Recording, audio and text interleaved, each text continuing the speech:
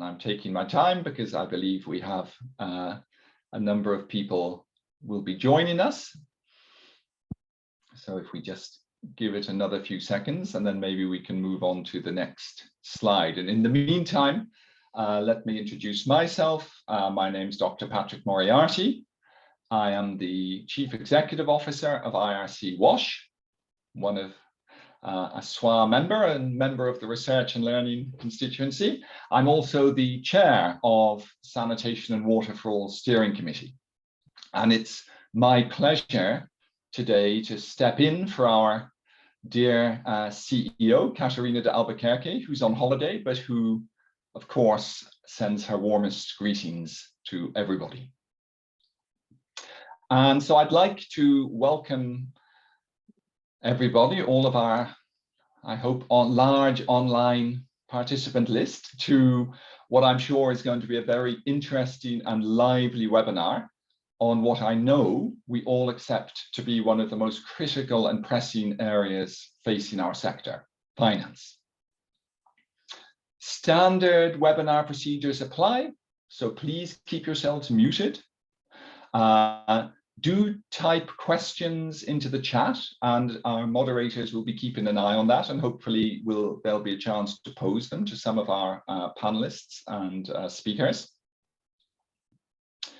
Do remember to select in what the language you'd like to speak in, which I believe I may not have done, for simultaneous translation. And I think that's particularly important for our Anglophones. We tend to forget that we also have to be translated, but we do. So please make sure to select your language by clicking on the globe at the bottom of the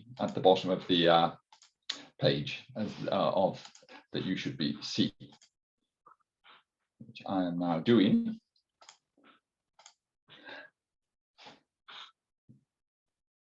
So we're here today to launch a new guide on how to develop water and sanitation finance strategies. Why are we doing that? Well, the 2020 GLASS report tells us that most countries already have costed plans for WASH, but that even with these, they struggle to mobilize the resources needed to achieve sector targets.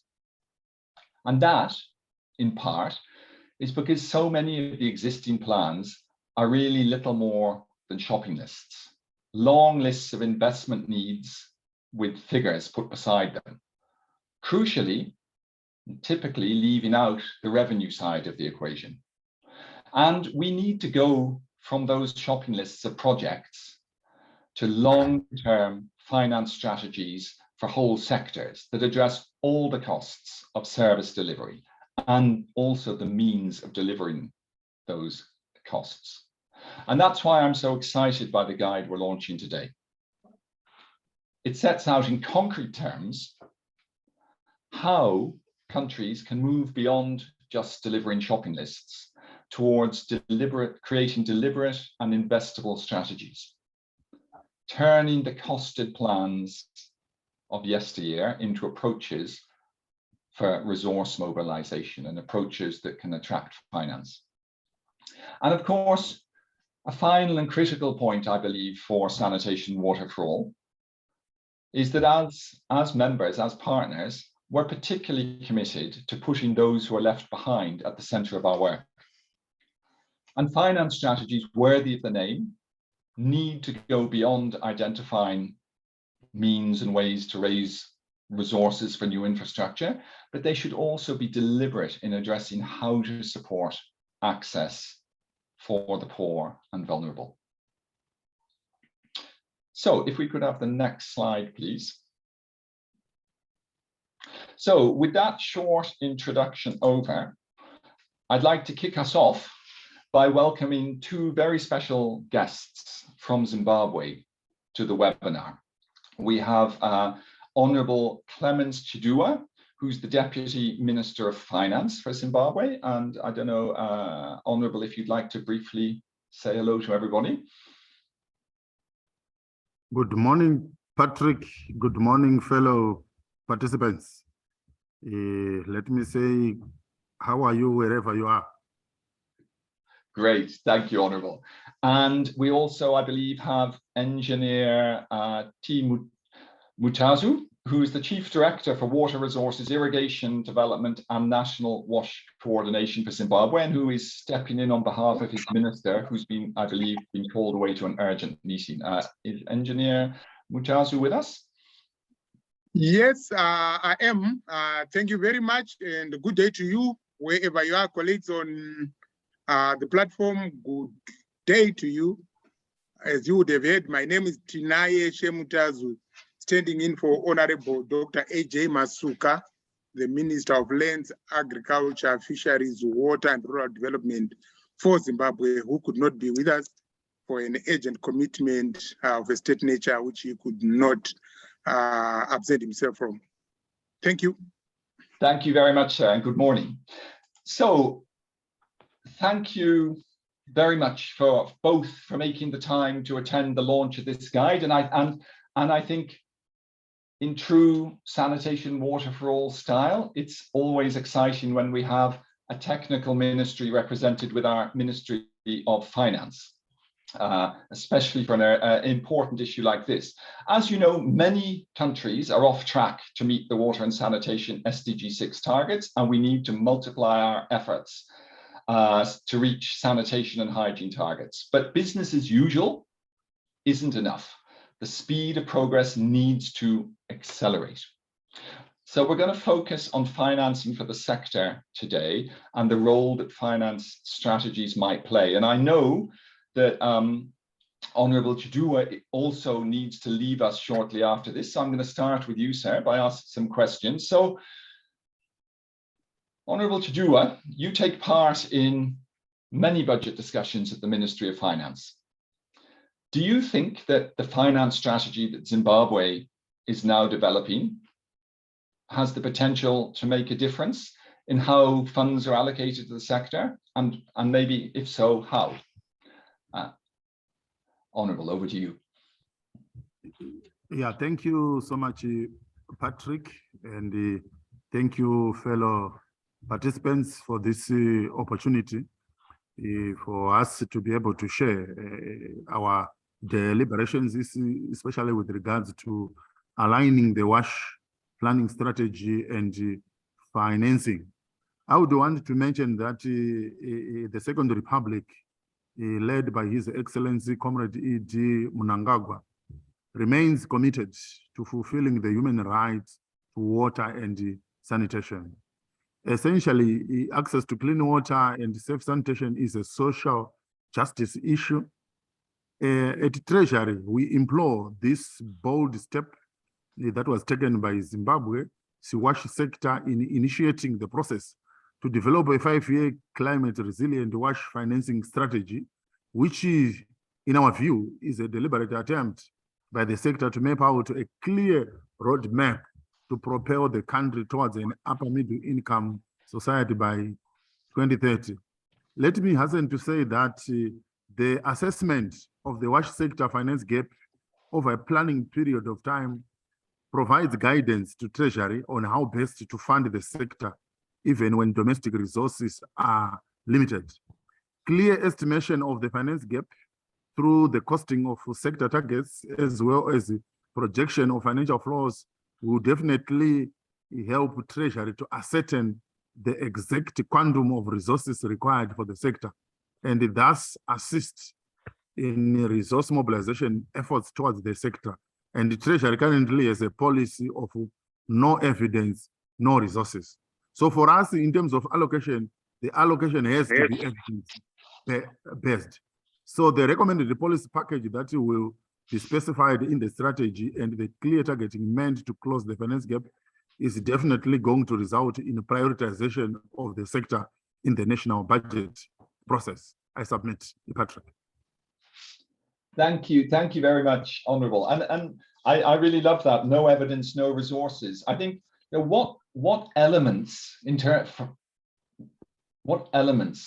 with that in mind will you be looking to see in the strategy? What are the key elements that need to be pulled out to provide that evidence? Yeah, thank you Patrick, the strategy ought to be appealing to Treasury and also to the rest of all the sectors in the constituency. But obviously, we are looking at the alignment of the strategy to the national policies, especially as contained in the National Development Strategy 1. But the most important elements to constitute in this strategy, I would say we are looking at an estimation of the finance gap that is existent in the WASH sector in Zimbabwe. And this should include the process of costing the WASH sector targets as well as projecting the finance flows, among other issues.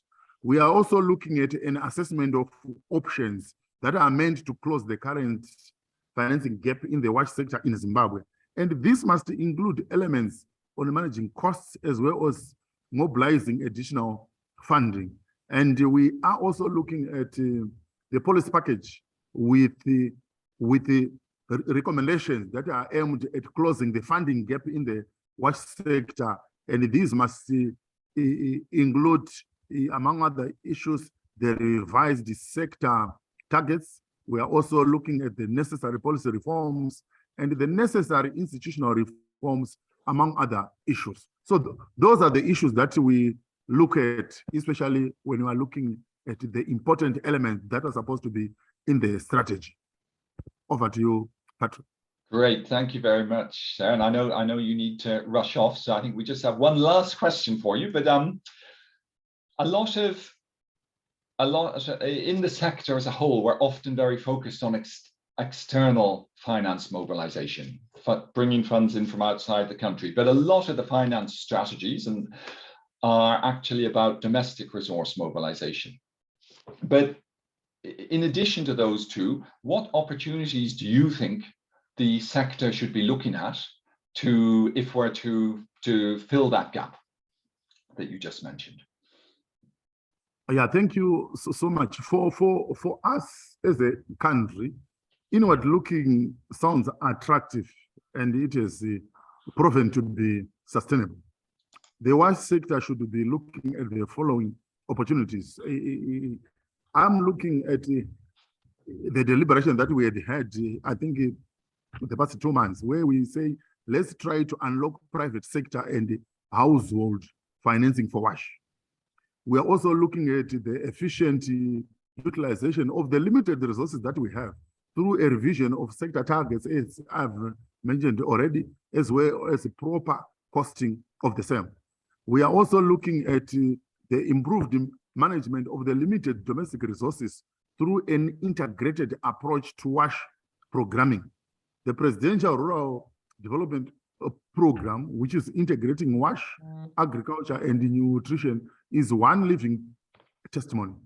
We are also looking at the improved quality of expenditure funded from domestic resources and a stronger credibility to increase budgetary resources. So we are looking at all those items that we should look, especially in terms of the opportunities that we have in the water sector. So that's what I can submit for now. Back to you, Patrick.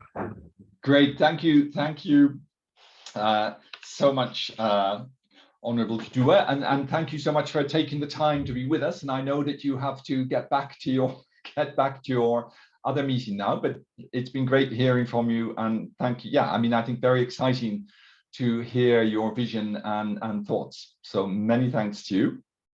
And I think with that, I'm going to now pass over to Engineer Mutazu.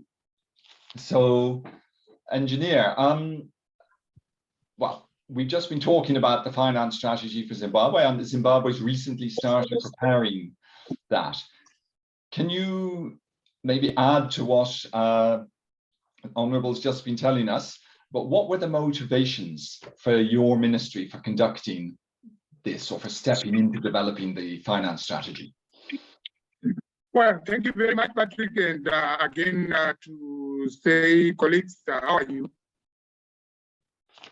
The reason why we set ourselves to conducting a financing strategy for Zimbabwe was the realization, among other things, perhaps emanating from the just completed population census 2022, where we established that we have a population of about 15.6 million people, with only 63% of Zimbabweans having access to at least basic drinking water services, another 36% having access to at least basic sanitation, and 42% access to basic hygiene services. If you also consider SDG 6 requires universal access, which is like 100%, to safely managed services, and this is quite ambitious. The WASH challenge is that of a huge scale of needs, a variability challenge across the rural-urban divide, sustainability of service is another area, and how to reach out to the most vulnerable and how to integrate WASH for health amidst the quadruple crisis that we also are going through, that is climate change on one hand, the health itself, conflict, and for us here in Zimbabwe, the economy. The dictates of Zimbabwe's Vision 2030, couple it with SDG 6 agenda and our own AMCOW, African Ministers' Council on Water, Africa 2063 agenda, all require efforts to be quadrupled in terms of spending on WASH to meet targets at the household level, at the community level, and even at the institutional levels. In 2016, we did a bit of costing, and the SDG costing tool indicated that Zimbabwe required up to $87 million to build and maintain universal basic coverage, or in other words, some 80 million to build and maintain safely managed services each year through to 2030. Zimbabwe's WASH sector, as you might imagine, has minimal resources, and largely, I'm talking here about the adequacy and even the effectiveness to meet the aforementioned requirements. For example, in 2022, WASH has been allocated just about 3% of the national budget. Now, a standalone WASH financing strategy would address holistically the types and sources of finance, the financing options, models that we could use, the quality and equity of financing, and how to involve the private sector and the household in WASH investment, and how to balance then between development and humanitarian WASH. The WASH financing strategy should also enable Zimbabwe to unlock climate change financing, to influence sector level planning, we think, and to serve as an advocacy tool to government, development partners, civil society, and the private sector, research and learning institutions as well, and even utilities. It is our thinking, therefore, that as we come up with this strategy, it will go a long way addressing some of these challenges. I submit, Patrick. Thank you very much. I think that's very clear and compelling. And I think leading on from that, you know, your ministry, the ministry that you're part of, covers multiple different sectors. I don't know if WASH is the easiest or the hardest to finance within all of those, but I wonder, you know, why is it that we find it so difficult to mobilize money? You mentioned only 3% of the budget to WASH. Why is it so difficult compared to other sectors, and what opportunities do you see emerging? I think you mentioned climate finance, but maybe there are others. Yep. Thank you very much again for that insightful question. Indeed, our ministry is a real omnibus, I must say. It is by name the Ministry of Lands, the Ministry of Agriculture, the Ministry of Fisheries, the Ministry of Water, and the Ministry of Rural Development. And as you might imagine, it spans across issues to do with land itself, food and nutrition, and the WASH sector itself, which are all pivotal to our development trajectory. All of the sectors are equally important and interdependent. I will not waste your time on the water, energy, food nexus, which has been talked about for too long a time. But suffice it to say, we do not quite have adequate WASH services in terms of production and productivity due to diarrheal diseases in humans and the challenges of animal disease.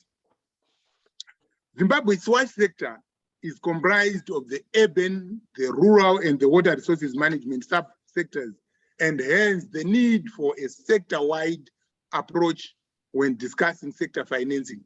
I've already alluded to the fact that in 2022, our ministry's global allocation was 20%, and it was just about 3% of the national budget, representing perhaps 8 or so % of the total capital budget. While we acknowledge that capital projects related to dam construction, for example, would utilize the largest chunk, taking about 87% of this budget, we, however, think that drinking water supply is part and parcel of the water use master planning matrix for these projects. And financing for drinking water, sanitation and hygiene service provision has therefore been a challenge, standing at just about 13% of the water sector budget, or in US dollar terms, just over $31 million, which is not enough to meet the overarching needs for the sector. The triple crisis that I kind of alluded to of health, of climate change, and the economy have not been spared, and we have been contributing the much needed development finance internally through tariffs and self-supply, shall I say. Needless to also say, Zimbabwe is under sanctions. Some will call them political, others economic, but it's neither here nor there. But the bottom line of all this is that it cannot mobilize meaningful support beyond funding from bilateral and multilateral agencies. But even support from these institutions has been relegated to emergence or humanitarian responses at best, and this goes in the direction of support for non-food items. We are here looking at things like buckets in terms of emergence, water treatment tablets, and any such materials instead of the capital projects to address challenges with the sources of our raw water, the distribution network, the conveyancing, and the general infrastructure. So these are some of the challenges that we experience, but nonetheless, we also see a lot of opportunities emerging, especially now as we entered the Second Republic, where opportunities have presented themselves in such areas as the increased household financing under the demand-led approaches to the elimination of open defecation, where we have seen as a sector, we have set ourselves to doing much in that direction, and we have seen over 4,000 or so villages out of the 35,000 being declared open defecation free, and a lot more have been triggered in that direction. We have also noted with excitement government through Treasury introducing program-based budgeting. And this has made our local authorities or their budgeting process has been now, it has become mandatory that the local authorities prioritize and budget for WASH. This has not been there over the years. We have also seen yet another opportunity in line with the devolution agenda born out of the 23 National Constitutional Amendment number 20, that the sector is been directed to prioritize WASH from fiscal transfers and central government, where we see percentages going up to as high as 28 or so %, of the local authorities' devolution budgets for going to WASH. We have also noted with very great happiness that the WASH sector has set itself to develop a WASH climate challenge response strategy. And this, we believe, will help us unlock climate change financing. Finally, the deployment of the traffic fin methodology, which helps us in terms of WASH accounts. It helps us in tracking resources in terms of financial flows to avoid overlaps, duplication, and things like that. We think will certainly improve in terms of both resource mobilization and accountability in the sector. Over to you, Patrick. Thank you so much for that. I think that was an excellent, detailed and inspiring answer. So thank you very much. And I think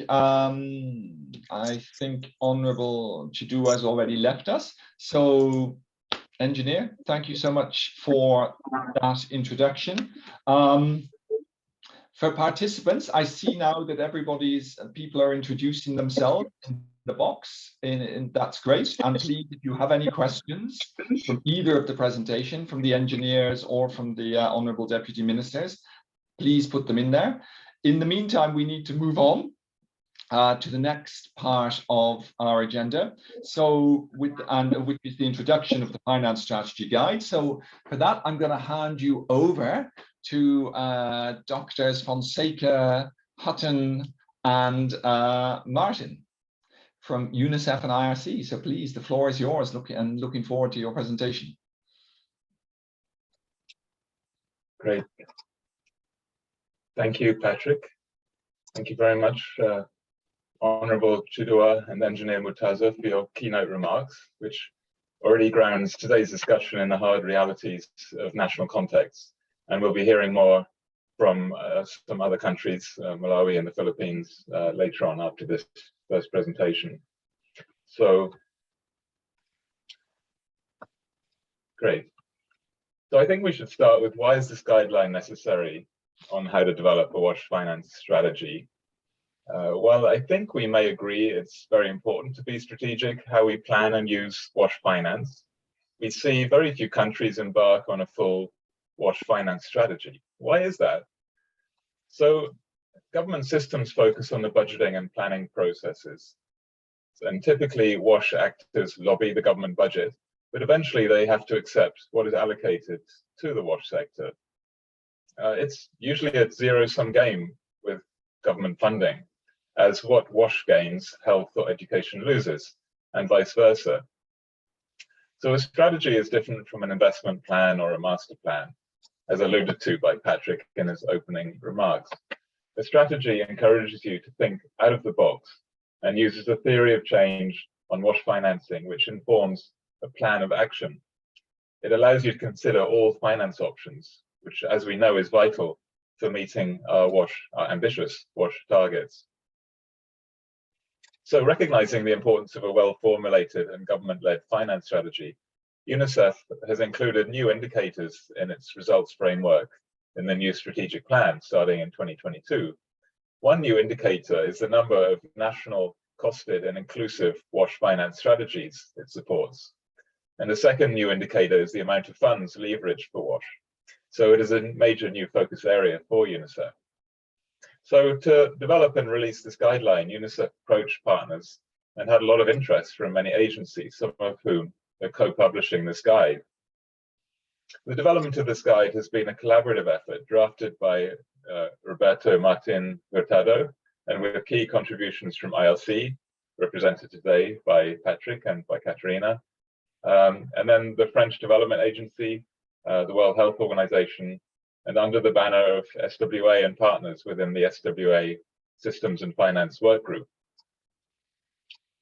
So, yes, this slide, thank you.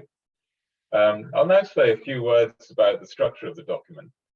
So how the development of a finance strategy is framed is vital for its success. In part one, the concept is explained in detail. as it's vital that those leading the strategy development understand the premise of the strategy, the benefits, and the opportunities. In part 2, the process of strategy development is explained. We've seen many strategies in countries succeed, but many not succeed or fizzle out because several key success factors were not properly considered. It's therefore vital that a broad coalition of key government stakeholders, as well as development partners, are able to champion a strategy and drive it forward. In part 3, some key elements of the strategy contents are proposed, but at the same time recognizing that the specific contents and direction of a country's strategy will depend on many local factors, challenges, and opportunities. Next slide, please.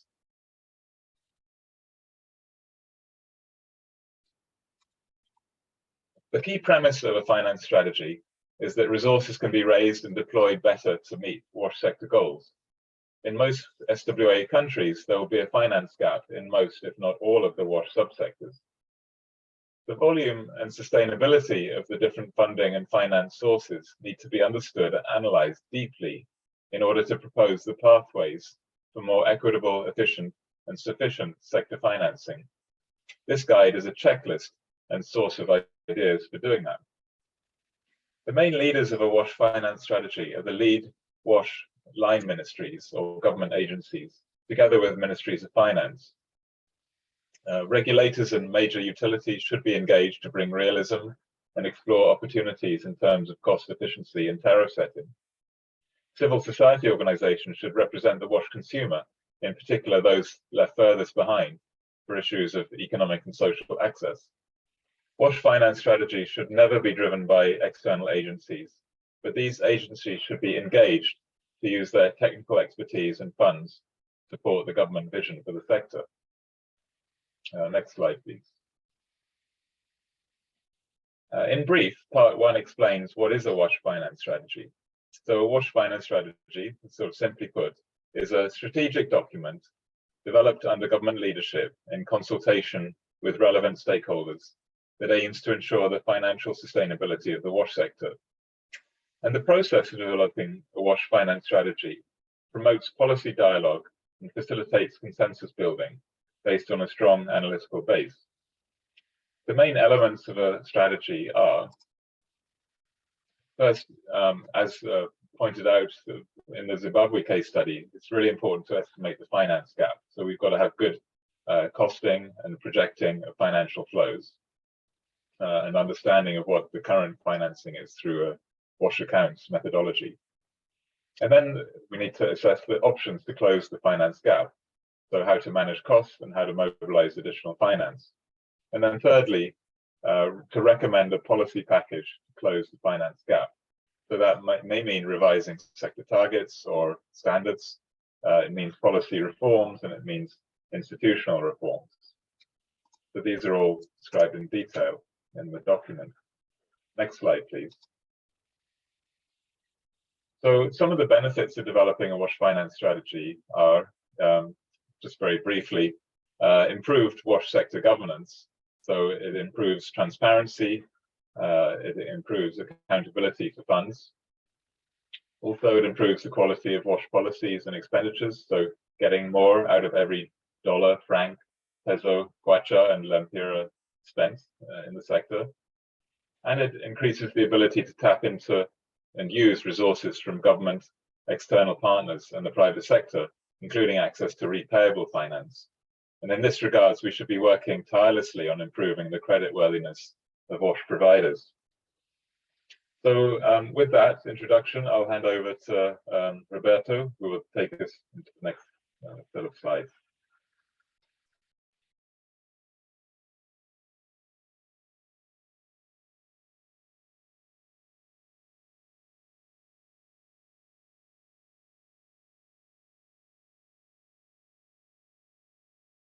Roberto, you're muted. Thank you, Guy. It's a pleasure to be here today. I think we have come a long way in the water sector and talking about finance issues. 15 years ago, the discussion with water sector experts would be, okay, finance, that's for the development banks. And if you want to talk about finance in the World Water Forum in Istanbul, that would be, let the development banks tell us what we have to do. And so that the sector is taking ownership of its own financial realities and future, I think is extremely good news. And this webinar is proof of that. So Guy has explained the concept of a WASH finance strategy, as well as the rationale for developing one. And my intervention will focus on the process of developing a WASH finance strategy. So if you see, if you are convinced by Guy's arguments and are thus considering to develop a WASH finance strategy for your country, you would like to know what would it take? What are the resources needed? But when we talk about resources, we are talking about much more than money, because a WASH finance strategy is not a technical document nicely written by consultants. It is a document that reflects a consensus in the sector about how to approach hard choices. So first, you need government leadership. And then you need a core set of committed supporters, because a WASH finance strategy is the kind of exercise that is difficult to sell. And when there is strategy fatigue and a strong push for results on the ground yesterday.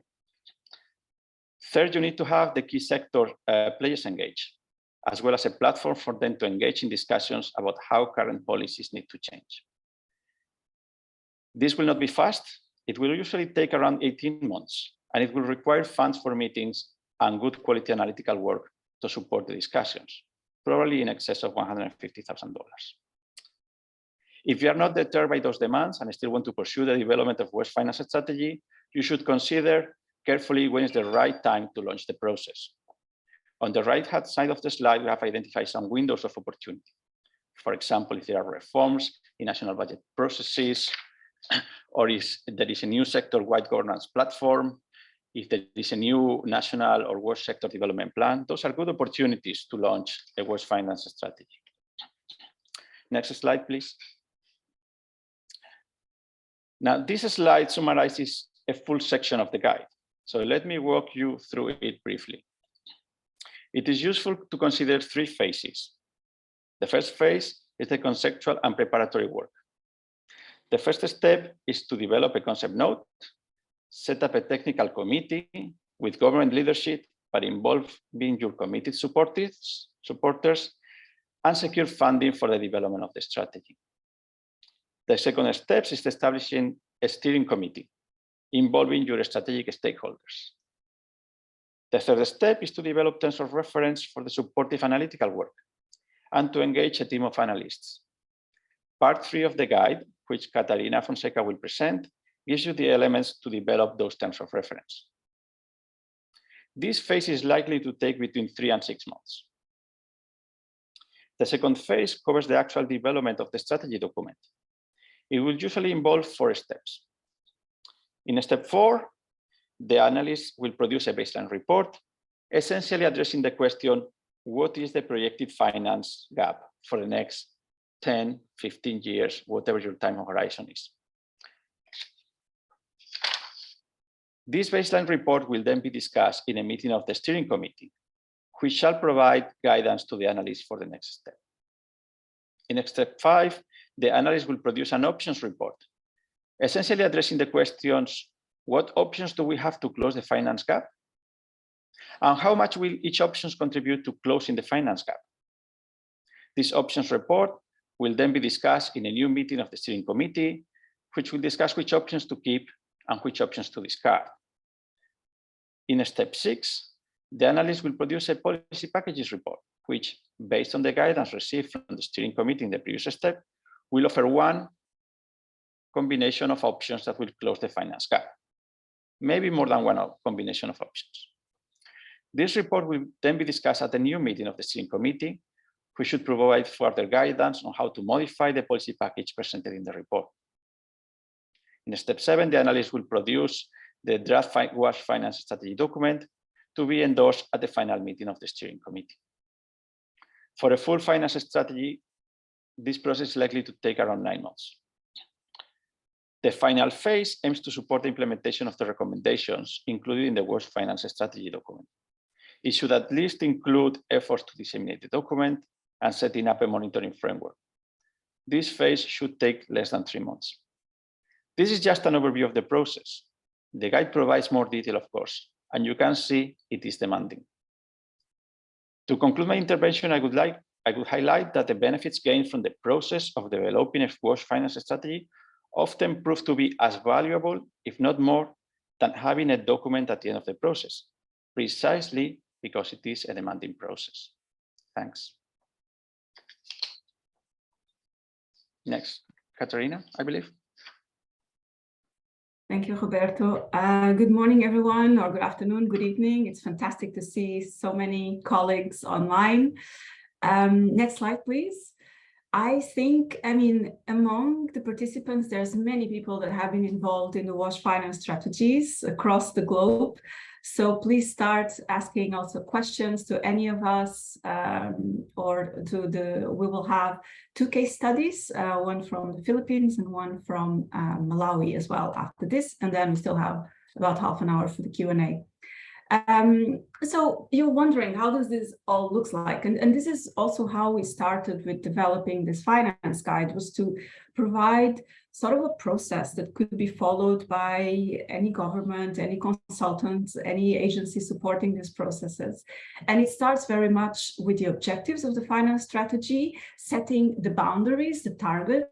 Are we talking about just drinking water supply? Are we talking about flood management? Are we talking about solid waste? So setting the boundaries is really important. And of course, the larger those boundaries are, the better, because it allows for all these cross-sectoral links as well.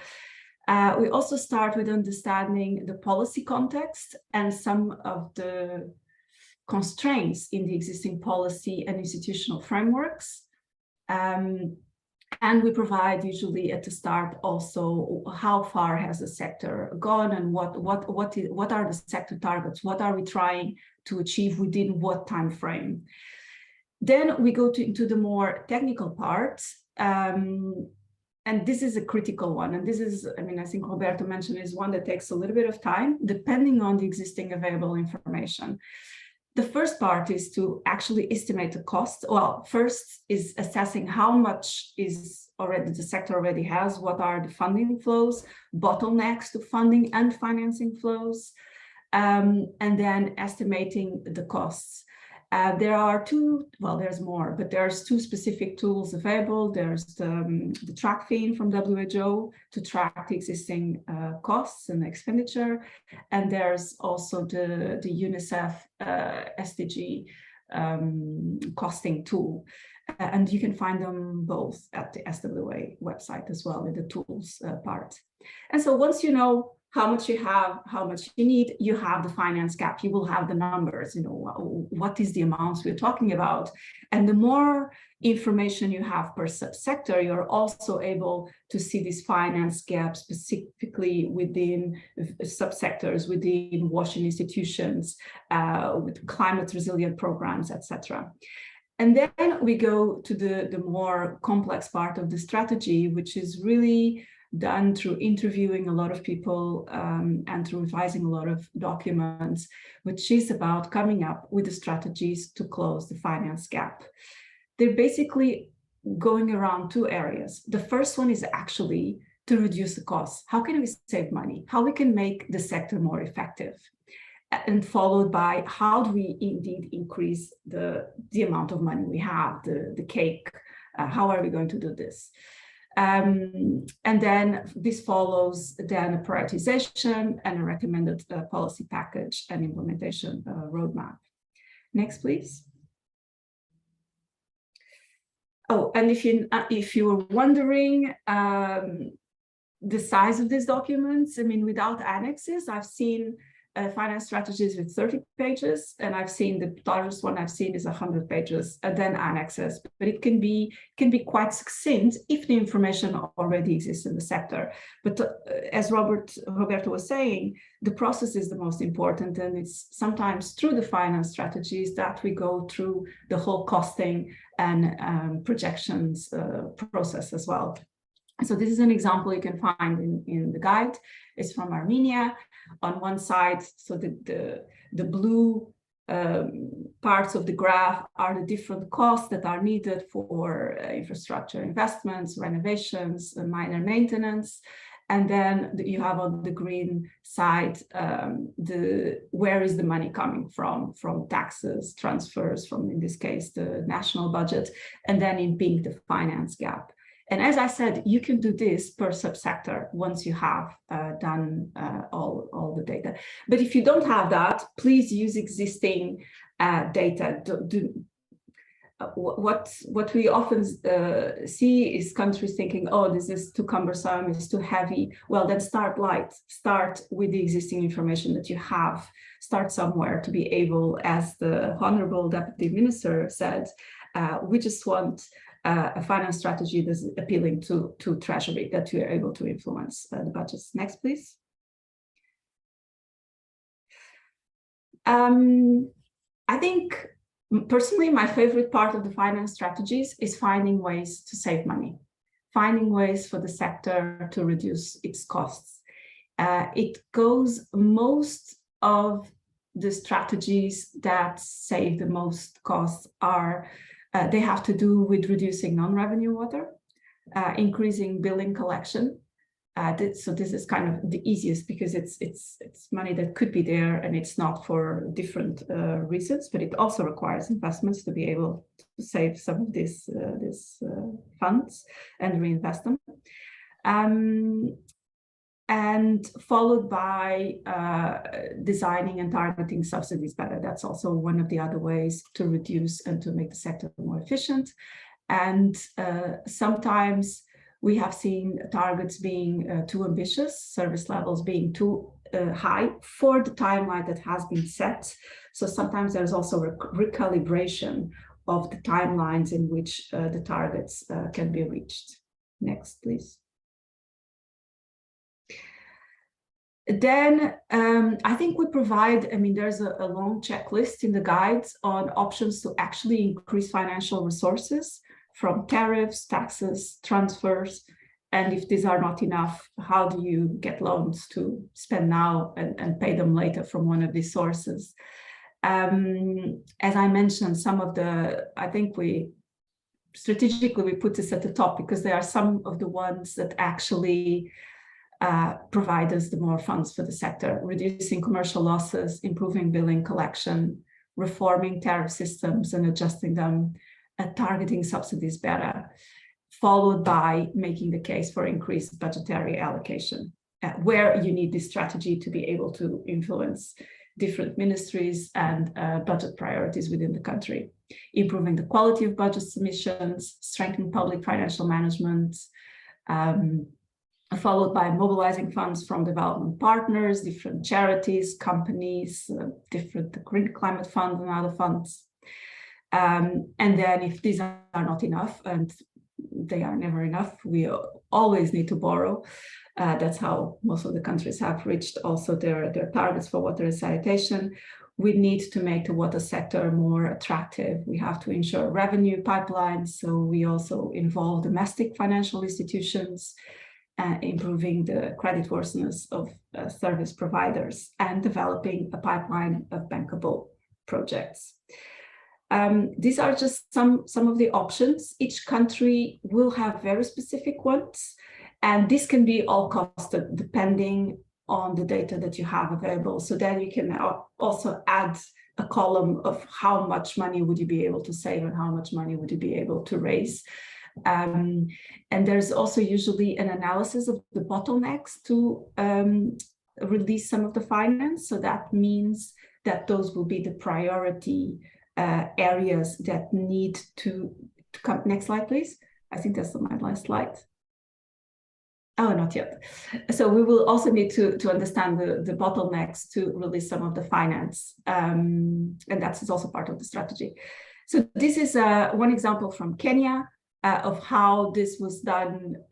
So how they chose to have a finance strategy that is sequential in managing first the funding gap, minimizing costs, improving tariff revenues, increasing tax revenues, transfer revenues, etc. There is a point 7 is increased sector capacity. Usually this goes along actually the whole development of the finance strategy, and also the part on creating public-private partnerships. So what kind of contractual arrangements can be done? That also usually goes along the full strategy for different sectors of can we change or clarify some of the institutional arrangements. Next, please. This is the last slide.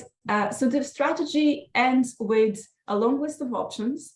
Sometimes, and I advise you to cost as much as possible the ones you can, have the bottlenecks. So without this and this and this constraints, we will not be able to attract more funds. And that sets a very, very short recommendation and implementation arrangements. And the implementation roadmap is extremely important because this also comes from the process of developing the strategy, of which is the multi-stakeholder group that then takes forward the strategy. How are we going to monitor it?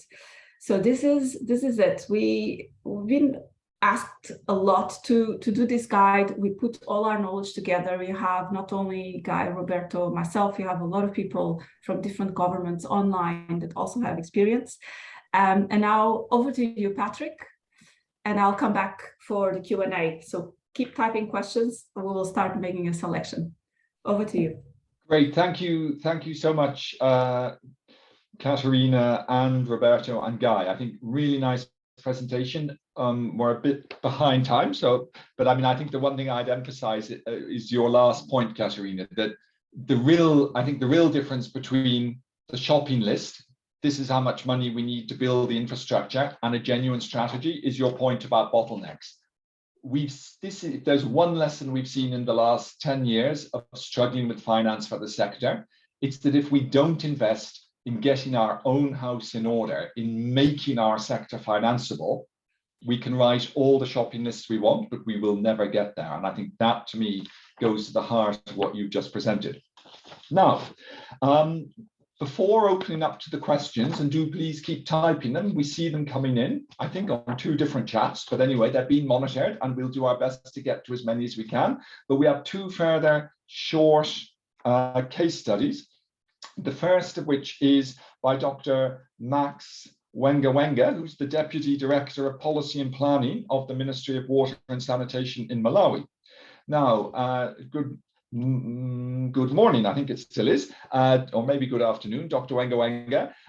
You've recently launched the Climate Resilient WASH Finance Strategy in Malawi, and we'd love to hear a little bit more about your motivations for doing so, but also how this has been used and the impacts it has had so far. So over to you, sir. And I hope we have Dr. Hello, Patrick, and good morning, afternoon, evening, all over the world. Greetings from Malawi. What a great honor for us to share our experience with regards to financing strategy. Indeed, Malawi has just launched its first ever climate resilient financing strategy, and we're so proud of. Thank you. You see, for us, actually, in the first place, we really had to emphasize the climate resilient financing strategy. Why? It's because you see, we've just been hit by a series of cyclone disasters and damaging the infrastructure in the WASH. And so we thought that, you know, as we come up with this strategy, it should be in such a way that it's also taking into account on these strategies where we are also building some resilience in the system. And what motivated us to have this strategy? You see, prior to this strategy, where we didn't really have one like this, we were not very organized in terms of resource mobilization and even We were trying, but with a proper strategy, you get more focused, and that's what this strategy has just done to us. That as we also do mobilize the internal resources, we always faced with the resource limitations. Financing will always be limited. However, when we try to explore ways on how best we could fill in these gaps, sometimes there could be situations where even the partners to deal with or international financing institutions would be like, okay, can we just see your strategy? And then already in the absence of a proper strategy, it used to be somehow challenging. And now, if somebody comes and say, okay, can we just start from your strategy? We are so quick to produce it, and then we becoming more focused, and our even path is so clear now that we really know the next steps of where to get to. I should be quick, of course, to acknowledge the support that UNICEF has provided. We work together with the IRC WASH, that was excellent. Water for People. And you see, the other aspect that I think helped us also was that we were as inclusive as possible, where all the other actors or stakeholders had to play their role in this process. And I think now I can say, Patrick, that we are at a better position than where we were before. And I think this is the way to go if we are really to achieve our targets. Like for Malawi, we want to be by 2030 a middle income country. We also want to achieve those Sustainable Development Goal number 6. And so we really are on a path where we think that if actors, partners come in and support us in implementing this strategy, I think we should be where we want to be. Thank you, Patrick. Thank you so much, Dr. Max. And I think, that was a lovely exposition of the value of a strategy in helping to mobilize, in helping to engender collective action, and in helping to get people behind you. I think that's really important. And I don't know if your strategy is available to download, but I'm sure if it is, people on the webinar would love to see it. It looks fantastic, and it's great to have these concrete examples. Thank you so much for sharing that with us. Great, and now I think I am yes, we have Mr. Roderick Planta, who's the Assistant Secretary at the National Economic Development Agency in the Philippines, so swinging from Africa to the Philippines, to Asia. So Mr. Planta, we've heard that in the Philippines, a master plan on water supply and sanitation has been approved and launched. And I guess the question is the development of a WASH financing strategy also underway to support the rollout and implementation of that master plan down to the subnational and local levels? And maybe while talking about that, you could also talk about the status of those, of the financing strategy or financing strategies that have been developed. So Mr. Planta, welcome, and over to you. Thank you, Patrick. Good day to everyone. NEDA, our institution, is the planning agency. As probably a brief background, water sector institutions in our country are more than 30. So we took it to task. We took it task that the planning agency will be the focal institution for all WASH-related conversations in the interim, without that legislation first. But yes, last year we launched the Philippine Water Supply and Sanitation Master Plan. it's a costed plan. I think we need about $17 billion from now to 2030 to address SDG 6.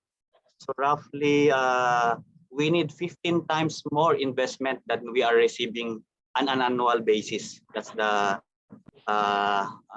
headline, so to speak.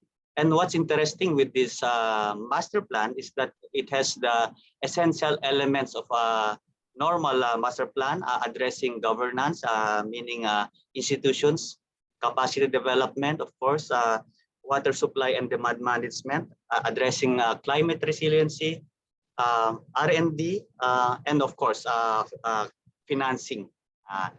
And that's the fun part, because our master plan, actually the strategy, the financing strategy, actually predated the master plan. We have been helped by USAID and, well, initially by World Bank and then the USAID.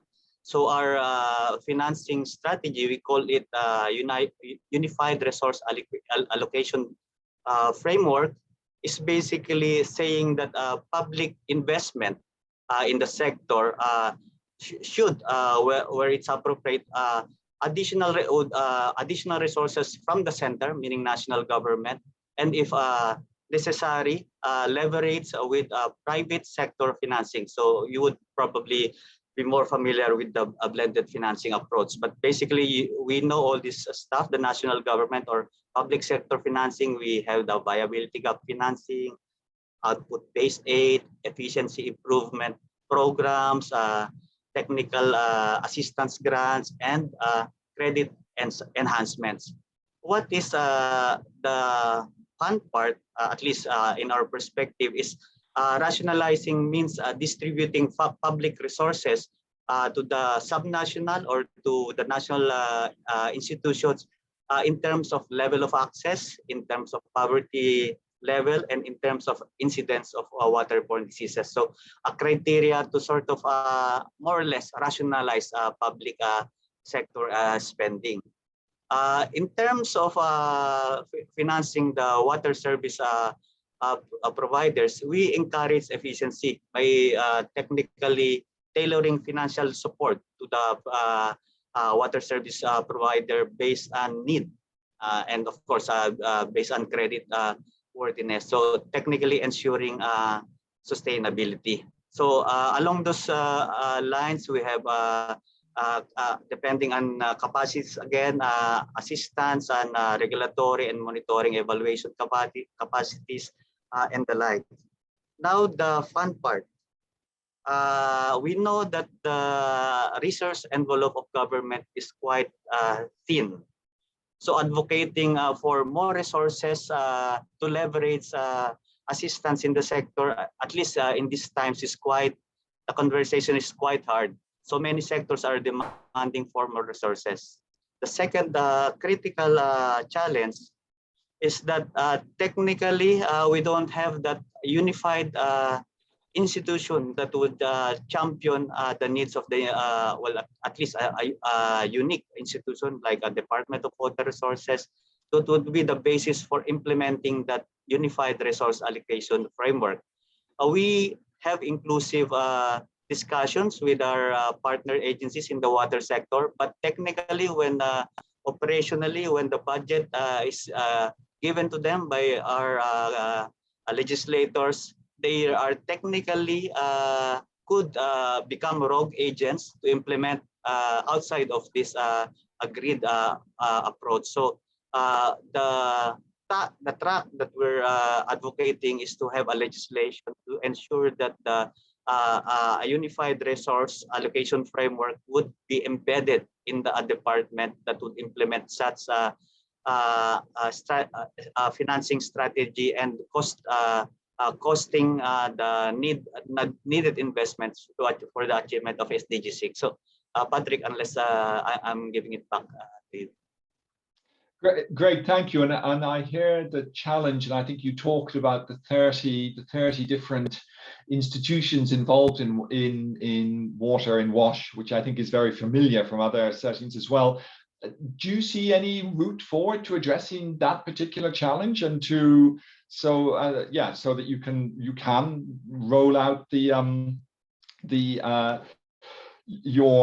national program more effectively? Well, yeah, thank you for the follow-up question, Patrick. Yeah, I forgot to mention that, well, we live in interesting times because we just recently have a change in administration, and fortunately, it's one of the pronouncements. It's a legislative bill or policy that the current leadership would proceed with the enactment of this priority legislation. So that's the Department of Water Resources. So while we are working on the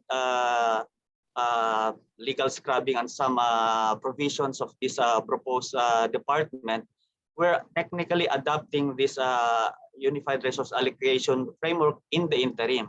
But then again, that's premise on having that legislation in place within in the short term. So we're betting on that strategy, but we like also this WASH finance strategy document because it helps us sort of put forward to our decision makers the demands and how to go about it. We, we're strengthening the argument for having that department because while we say that it's costed, it's not as the granularity in terms of subsectors is not as robust as we would want it. And in terms of, we have the 17.5 billion US dollars are still a broad estimate, plus or minus 10% in terms of estimate.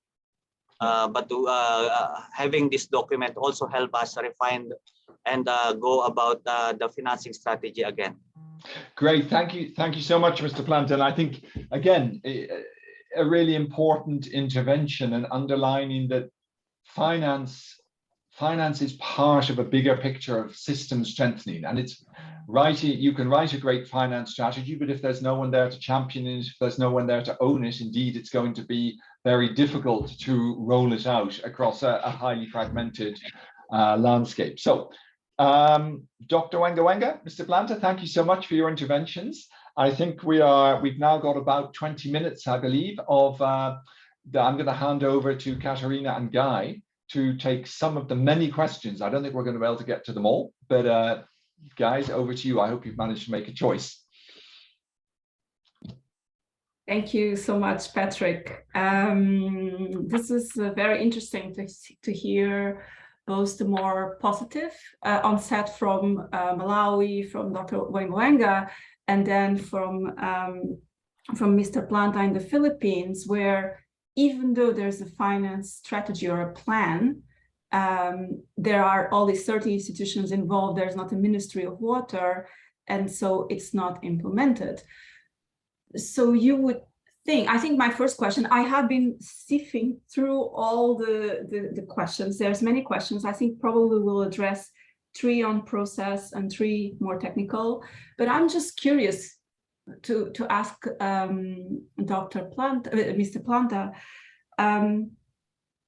if the government is not putting money into the sector, why would other stakeholders put money into the sector? It's always the increase in budget allocation specifically to the sector is an important carrot for other stakeholders to also feel that the sector is worthy of those investments.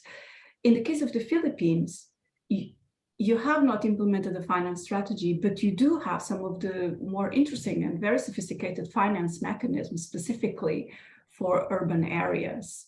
And quite of an amount, quite sizable investments. So I'm just wondering, how is this working? So on the one hand, you don't have a finance strategy, but you do have investments in the country and in the sector. Could you please just give us some pointers? Yeah, thank you, Katerina. What we do technically is do some trick of the bureaucrats. You know, we have these convergence meetings. But we inclusive meetings to sort of harmonize the different game plans, so that when we go to the legislators or even to our own individual principals, we say that we as a technical team of comprising so many departments, have agreed on this sort of division of labor. So we would want you to fight for us on a united front.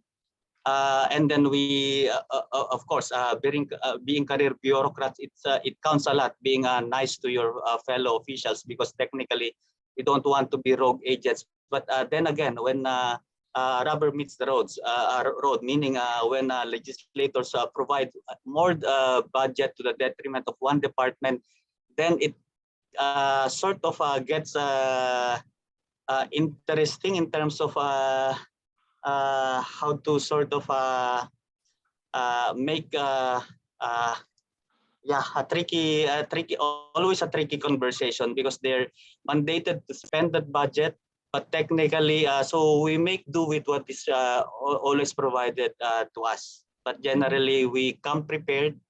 But when the budget comes, then that's it. How do you say it? Operate muddling through, probably. We principles of the framework, but then by hopefully through peer pressure, we're looking at the long game, so to speak. How to tweak whatever they've been given to still conform to the framework, without getting the ire of the legislators who provided us the resources. Thank you. Thank you for your candid response, Mr. Planta. I know that you are a big advocate of the WASH sector, and I hope very soon you are able to go for more than muddling through. You're able to implement the strategies and the plans that your government has set as well for the sector. We have a lot of questions. I'm going to start with the question maybe to Dr. Wenga. This is from Fatima Ausaf from Pakistan. So recently, Pakistan has been hit by the floods, the worst floods in our history. We all have seen the atrocious pictures and videos, where 1/3 of the country was affected by the floods. They're getting aid from all over. What Fatima would like to ask is, what is a good time to actually make a WASH finance strategy? What would be a good starting point? And if I recall correctly, Dr. Wenga, you started the finance strategy of Malawi also when Malawi was suffering severe floods. Could you tell something on what's the best time to start? Thank you.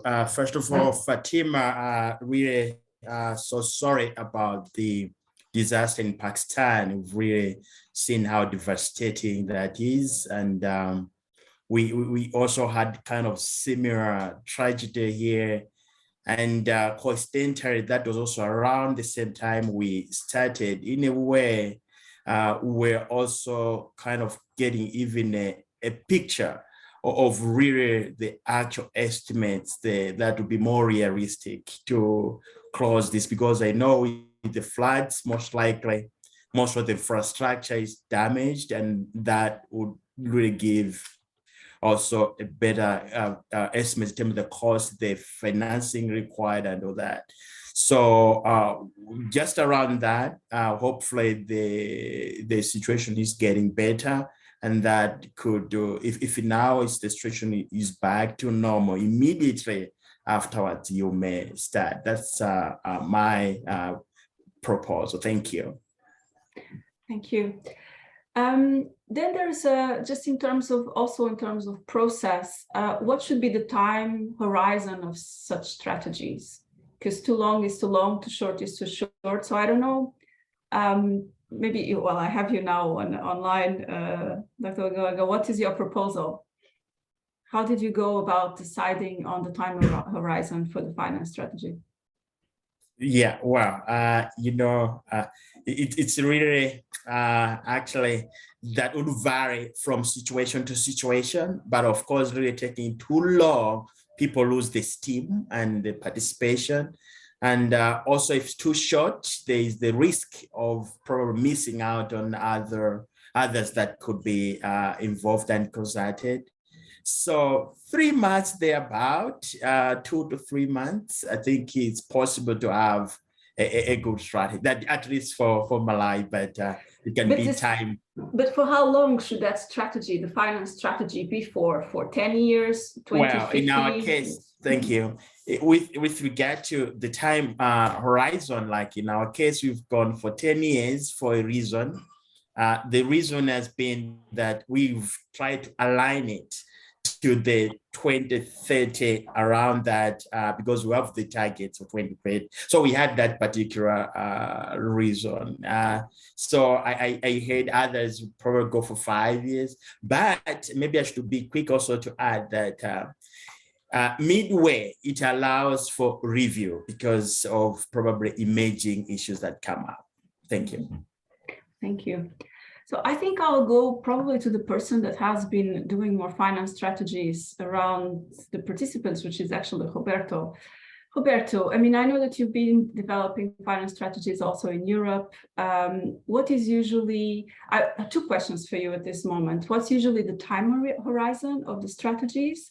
And there is also this question, I missed who asked the question, but I have the question in front of me, which is, once the strategy is developed, what processes are there for its implementation? So what is critical to ensure that the strategy remains a living document? You know, if you have a time horizon of a finance strategy of 10, 20 years, in the meantime, you have different ministers coming, you have different cabinets. So how do you keep it alive? What, do you have any recommendations for us on this? Over to you, Roberto. Thank you, Katarina. Thank you for those questions. First, on the question of the time horizon, yeah, and we have one of the participants saying that you cannot plan beyond 6 or 7 years. It's very hard to know what's going to happen after that. The future is constructed. I agree with that, but we need to keep in mind what is the objective of this document and why do you need a longer view than that. As our speaker just said, you can just review it, for example, every 5 years on when you think conditions change. So in terms of time horizon, you need a long time horizon because of the nature of the sector. You are talking about, okay, I need to invest now a lot of money in infrastructure that is going to be giving back services for 20 years. So I need to think how I'm going to pay for that infrastructure over its lifetime. So I think if we think that the lifetime of the infrastructure is going to be 20 years, 20 years is a reasonable amount of time to plan for. Now, we need to be very, as the previous speaker said, we need to take into account the planning periods in the country. So maybe 2030 is a good time period for some countries because of the SDGs. If there is a new national development plan that is being developed, and in the country the national development plan is for 10 years, you know, that's an opportunity as well. And so align with the national development plan and plan for 10 years. But in any case, there is no hard and fast rule.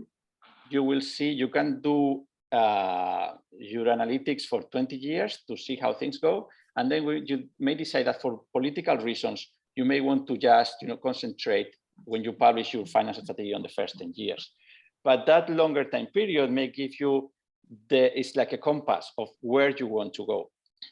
And as I said, you know, you need to review this as you review its implementation. And this goes with the second question that you asked, you know, how do we make this to stick, so to speak? And that's very hard.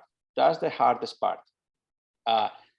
Once you have, you know, champions in the country and they decide to go ahead with the financial strategy, or maybe they are being pushed by some external agencies, and then they see the value of that and they go ahead, how do you make it to stick? And that's extremely hard. And that's why you really need to invest in the process. You really need to invest in getting your stakeholders around to make it the document to be the consensus of the sector.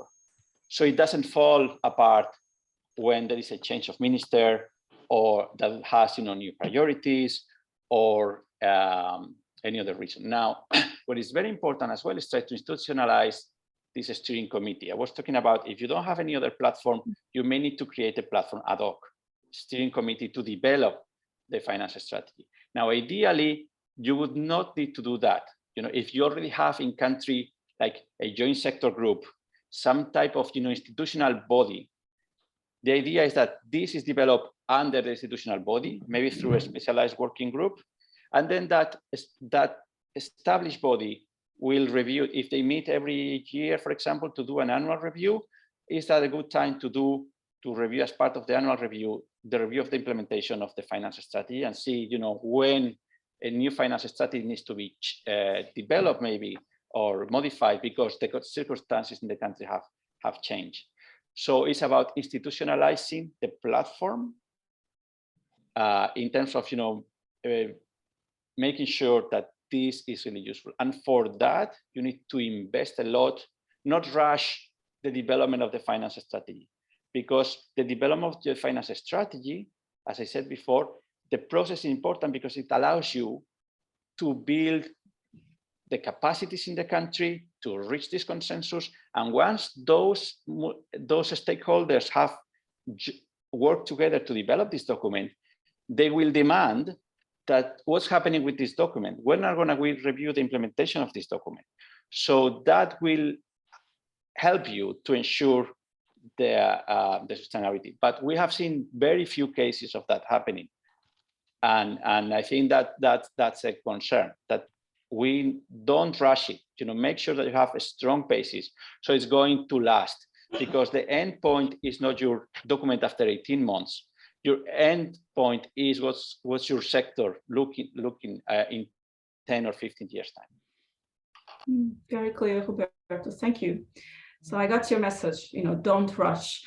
I think what I've liked to see over the last finance strategies that came across our way, also in the finance work group of the SWA, is that, so they are even calling it climate resilient finance strategy. And because it's climate resilient, it meant that, for instance, Malawi had to do a whole climate risk assessment before even developing the finance strategy. So first, a climate risk assessment to understand what investments would be needed in the sector from a climate resilience perspective. I've seen other countries also linking the finance strategies with nutrition and food security. And there was one question in the chat about the boundaries, how big or how small is the WASH sector, and where is that boundary of the WASH sector? And then I see a comment from Michele Paba from UNICEF Malawi. I'm going actually to ask the moderators if they can unmute him. So he mentions that one of the considerations we're making in Malawi for the implementation of the climate resilient WASH finance strategy is to closely look at the energy sector, considering the transition and efforts and risks for more opportunities in leveraging more resources. I just want to ask him, and instead of asking you to type in the chat what you mean, if you just very, very briefly explain, what does this mean? How are you going to link the finance strategy of WASH to the energy to leverage more resources? I hope you are online, Michele, and I'm sorry to put you on the spot.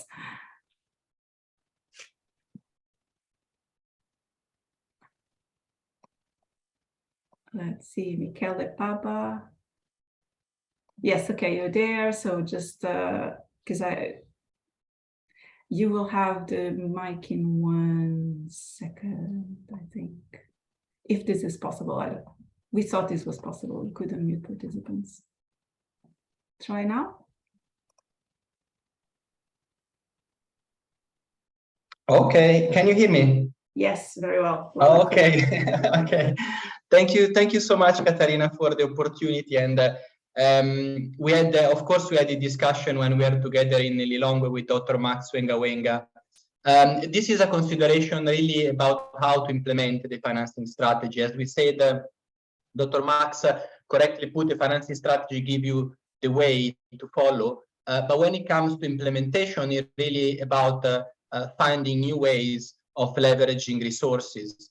And you remember, Caterina, when we did the assessment of some of the utilities in Malawi, we have seen that about 60% of the operational cost for a utility in Lilongwe or Blantyre, one of the major cities in Malawi, 60% of that is energy cost. So leave alone the current crisis on energy, but when we look at the climate resilient perspective, we need to start looking at energy transitions. And when it comes energy transition, they can also obviously you need to factor in cost for installation of PV, for example, for your pumps, for your distribution system, etc. But also there are opportunities to leverage finance and to create a business model whereby from the energy that is generated from solar panel, you can also have some returns to cover some of your cost. So this is a broad consideration that we are looking at. But just to say that I think, as mentioned by already some speakers, it's really important to broaden up the scope of this effort in terms of leveraging resources for the sector. We think that energy could be one of the key. Thank you. Thank you, Michele. We have 4 minutes left, and we have a closing by our representative of civil society as well, and co-chair of SWA. So I don't want to leave out, there's more than policy people here, there's also more technical people. There's a question from Dick van Heijnhoven from the Netherlands. There's other technical questions, but I'm going to ask Guy or Roberto to answer this question of how does the WASH finance strategy deals with the current high national inflation and the appreciation of the Forex currency, so all of the international loans.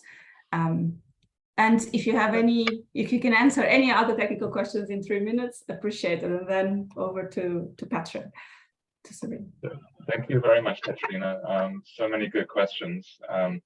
And just to try to answer you, Dick, very quickly, I think in the strategy there needs to be analysis. There needs to be sort of risk and scenario analyses, looking at how inflation may develop, how devaluation of currencies is sort of looking over the medium term, just to see what the impact on receipts from official development assistance are, or what the country will have to pay for capital imports.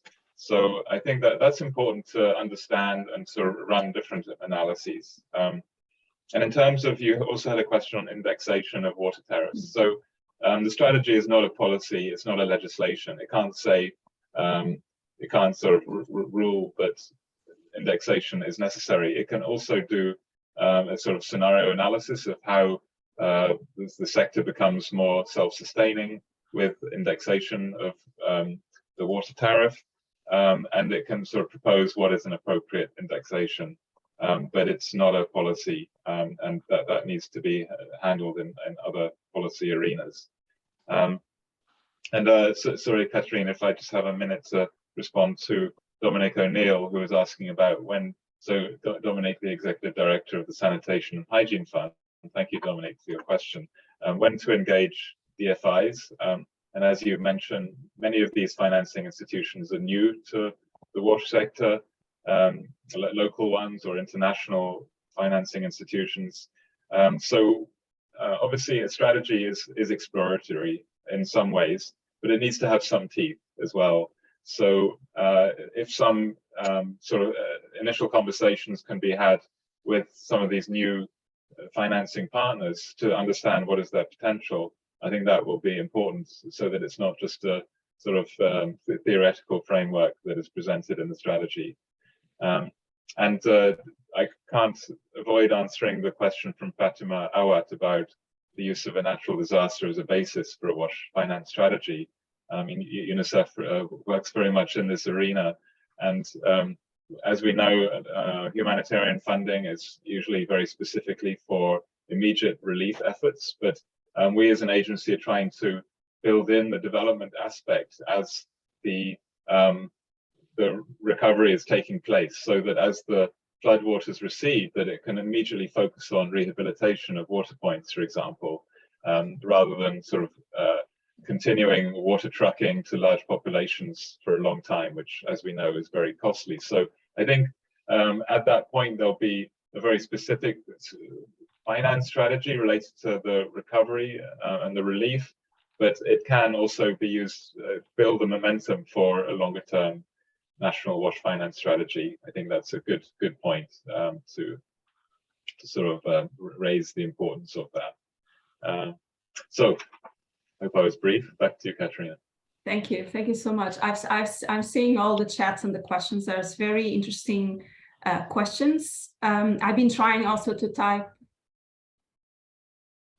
I've also been trying to type some of the answers in the questions, and I motivate all the other speakers and panelists to please also type the answers directly to the questions. Thank you very, very much for all your questions and participation. Over to you, Patrick. Only very briefly, because I'm going to pass it straight on to Serene. Thank you all very much. And Serene, please, the floor is yours to make some concluding remarks and wrap up this excellent session. Yes, absolutely. Like you said, yes, this excellent session. Thank you very much to all of you that participated and to our honorable panelists, Guy, Robert, and Katerina. Fantastic work on the guide. Really detailed, I think, stepwise approach, even getting into issues of timeline, the various options, which I'm sure everybody here got to take a look at. The situation can still be salvaged. But I think what has been really one of the key takeaways, what has been great for this session, is to really see how these aspirations are really being made into reality. Excellent examples from the Philippines, from Zimbabwe, from Malawi, and also seeing that climate resilience strategies are integrated more and more in our WASH discourse in this discussion. I do want to probably highlight, I think, the importance of honorable panelists from Zimbabwe on the issue of devolved governance and the kind of enabling environment that is required as well to get economic development, to get WASH to the rural areas. The climate responsive actions that are being taken by various countries, Malawi, but also the fact that disasters tend to be catalytic in terms of us, coming up with strategies. I like what Guy said, and I think was really important, that these should be led by the people, not external agencies. I think that's really critical. And yes, Mr. Abdulaziz Fai mentioned the issue of whether civil society, we should lean more on civil society. Of course, we lean more on civil society, and I think the role is really important to make sure that the invisible are made visible. I think important comments made on the issues of sector governance, something that plagues us, is really important. Accountability, transparency, integrity of our systems, being investment ready, being de-risking, our countries and our sectors in order to attract a lot of this funding and financing. Absolutely. I think it was an important discussion on how long does it actually take? 10, 20 years? Absolutely. If an advocacy strategy takes 10 years, you can imagine something like this is going to take a lot longer. So we are playing the long game. And on that note, we thank you all. And I know we're coming back again in a couple of hours. And if you missed anything, please do feel free to